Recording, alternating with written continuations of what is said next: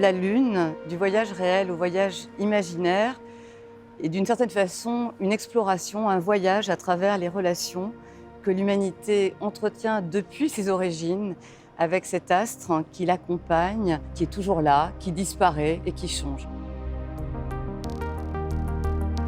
Cette exposition est avant tout une exposition artistique. Elle rassemble environ 120 œuvres qui viennent du monde entier, qui couvrent une période assez large, puisqu'il y a quelques incursions dans l'archéologie, jusqu'à une période très contemporaine. Cette exposition a été imaginée pour célébrer les 50 ans du premier pas de l'homme sur la Lune. Nous avons choisi des objets du quotidien qui racontent la vie de ces 3 hommes embarqués pour 8 jours dans ce voyage vers la Lune. Ces témoignages du voyage réel sont mis en regard d'œuvres d'art qui évoquent, bien sûr, cette relation très poétique que les artistes entretiennent avec la Lune, mais aussi évoquent des questions plus géopolitiques. Vous verrez des photographies de la fin du 19e siècle, absolument extraordinaires, qui ont beaucoup servi d'ailleurs à des artistes contemporains aujourd'hui, et qui sont, au-delà du document scientifique, comme de véritables œuvres d'art. Et on peut imaginer que ceux qui ont pris ces images, ces grands inventeurs de la photographie, les ont aussi considérées comme des œuvres d'art.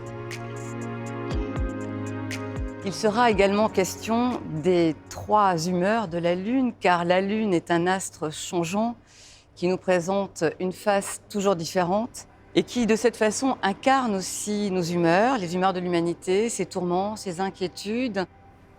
Donc il sera d'abord question, à travers principalement de la peinture et de la peinture historique, de sa face bienveillante, caressante et inspirante.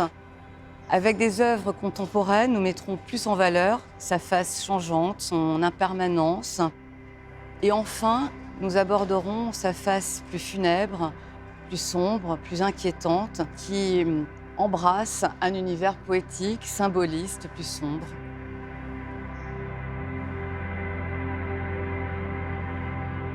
La Lune, qui est un astre familier, dont l'homme a toujours repéré la forme comme une sorte de miroir, a pourtant été incarnée. L'homme lui a donné une figure humaine, et c'est ce qu'on découvrira. Toutes ces incarnations, féminines souvent, mais pas systématiquement, divines ou bien plus familières, à travers l'histoire de l'art occidental, mais aussi avec quelques incursions dans l'art non occidental. Enfin, la dernière partie de l'exposition sera une sorte d'expérience que nous proposons de vivre aux visiteurs, quelque chose de très intime, quelque chose d'assez réflexif. Nous avons tous une relation particulière avec la Lune. Elle appartient à l'humanité. Elle en est le reflet, elle en est le compagnon. Et là, il s'agit d'une sorte de déambulation pour vivre cette expérience extrêmement poétique, existentielle, et peut-être d'une certaine façon de partir chacun avec sa Lune.